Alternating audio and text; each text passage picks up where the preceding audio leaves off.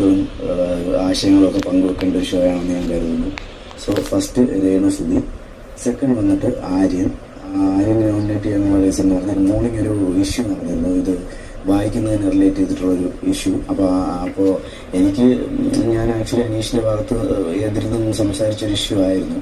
പക്ഷെ അതിനെ റിലേറ്റ് ചെയ്തിട്ട് ഇപ്പോൾ ഒന്ന് പഠിപ്പിനെ റിലേറ്റ് ചെയ്തിട്ട് ഇത്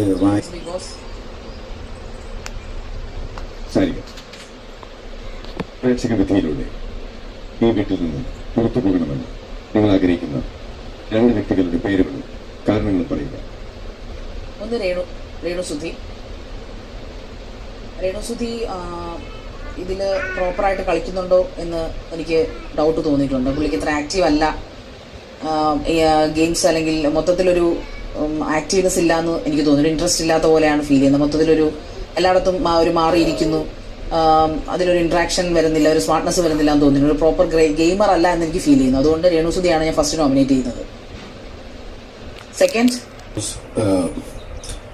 ചേച്ചി, ബിക്കോസ് നമ്മളുടെ ടാസ്കിന്റെ സമയത്ത് വളരെ ലൈറ്റ് ആയിട്ടാണ് കാര്യങ്ങളൊക്കെ എടുത്തത്. ആ ഒരു റീസൺ കൊണ്ടിട്ട് ആണ് ഞാൻ രേണു ചേച്ചിനെ പറയുന്നത്. ബിക്കോസ് ഫസ്റ്റ് ദിവസമാണെങ്കിൽ തന്നെ ഞാൻ ഫുൾ കിടന്നിട്ട് അറിയായിരുന്നു. അപ്പോൾ